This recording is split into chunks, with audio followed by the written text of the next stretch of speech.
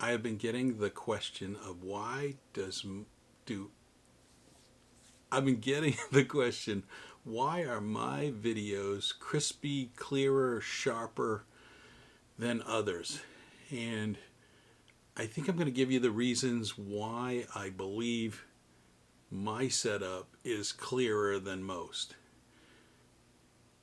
First is the camera settings.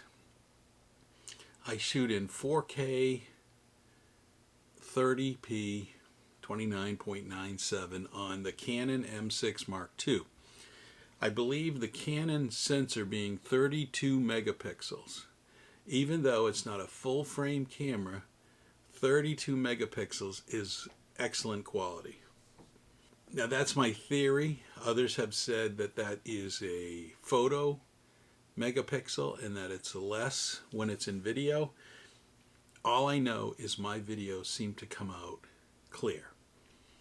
Now, the next biggest reason why my videos are clear, and I learned this in photography 20 years ago,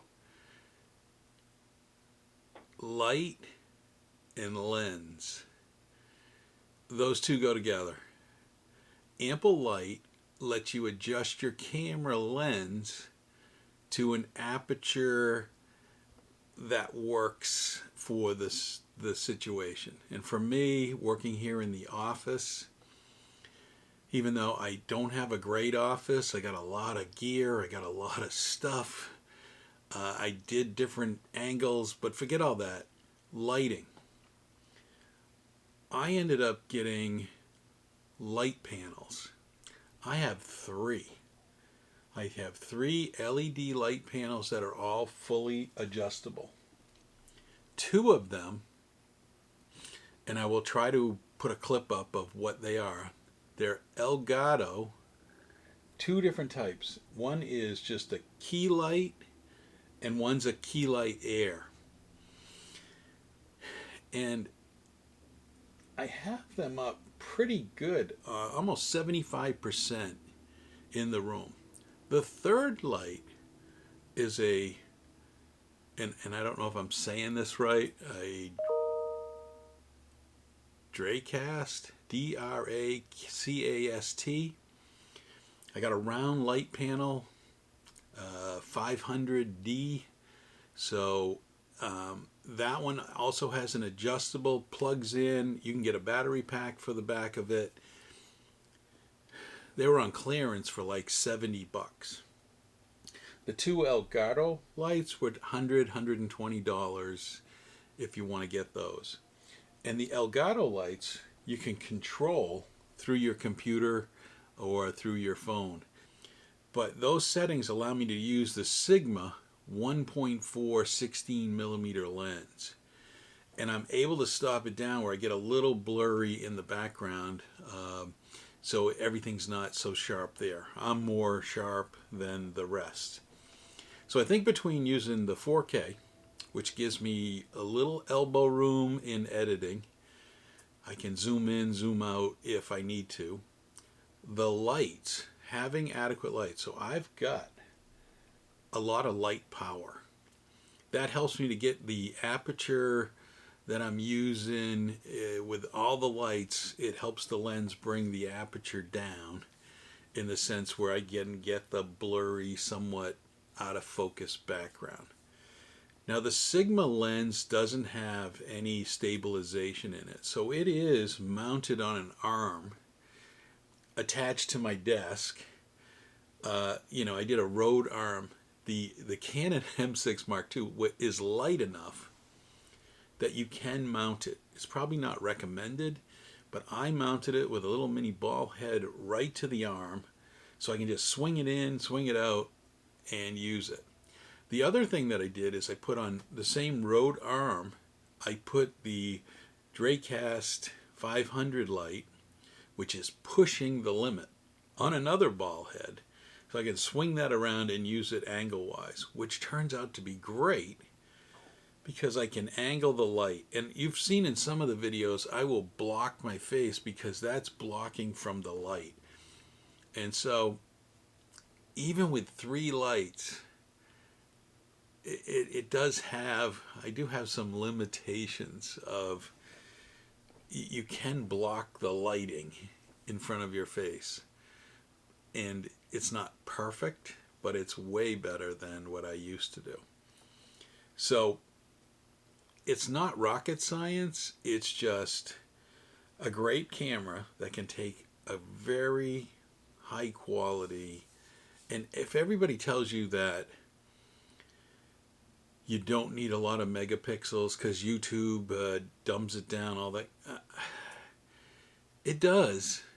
But you've asked, my settings, I go for the 4K, 30 frames a second, and I just set everything to that, and I just go ahead and shoot.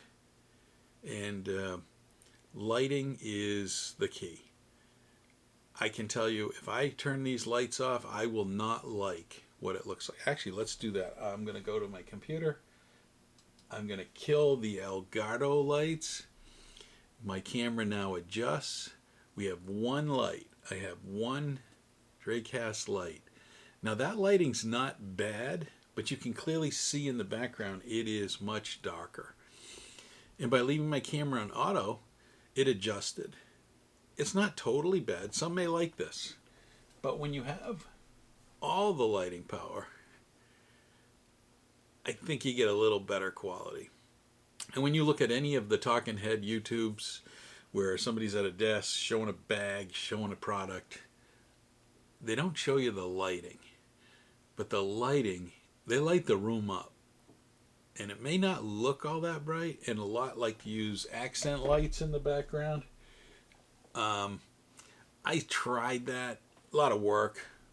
Maybe I should to keep the interest up, but I just don't do it. I'm going to try to put up, I will put in the links below the lighting products that I use. Now in some of the earlier videos, I didn't have this Sigma 1.4. But what I did is I used a lot of the 11 to 22, which was pretty good. The 22 is great, except it's hard to do this way because you have to put the camera so far back you really can't see what's happening. So the 22 works great.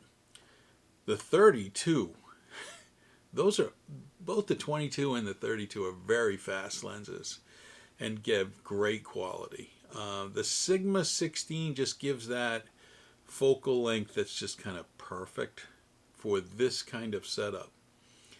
The lens is big, and so it's not really your everyday carry, shoot. You really want the 22, the Canon 22, or the Canon 32. And you will definitely get this very high-speed quality. I believe those are like 1.8 or 2.0. Very fast aperture. I don't really ever use probably the 1.4. I probably more in the 2.0 range for most videos. But I kind of let the camera do that because it's with enough light, it just does it. So again, I'm going to try to take photos. This is where people would probably rather see like a full studio, but my office is so small, it's very hard to film what the lights look like. So I may give some shots when I had it around my monitor and was shooting that way, and how I'm now shooting. I have the 3 arms. It just makes it convenient to pop it in, shoot the video, and go. Hopefully this was helpful.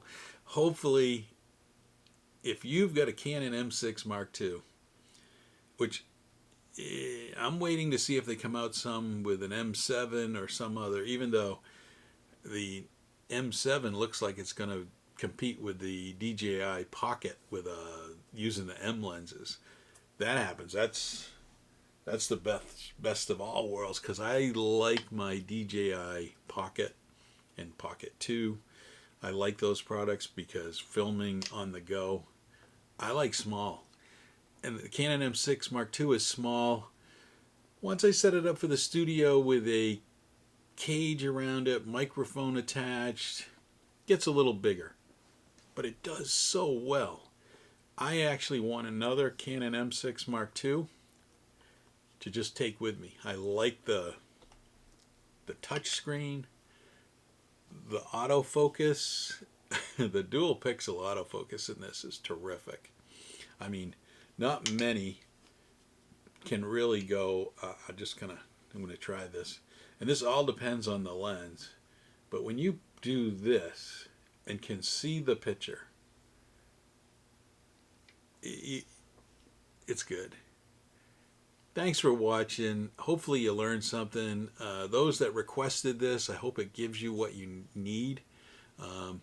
It's too bad the Dracast 500D is no longer available. I would have bought more of them. That light is built sturdy and strong. It's heavier duty than the Elgato lights. But the Elgato lights, the controls, and doing it by your computer.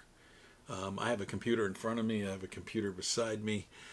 It just gives you a lot of flexibility to change the color science. Oh, color science. I always do this on those videos. I always come up with one more thing. One more thing. Go with daylight. Don't match your lights that you have in the room. Set all the lights to daylight. About 5400K Kelvin is ideal. And then you don't have to mix and match when it comes to editing. If you do some outside footage, bring it inside, do some talking head, that's what we call this, talking head stuff. You don't have a big dramatic change in the color of the video. Everything's done at daylight. Just another tip. Hope you've enjoyed this. Thanks for watching.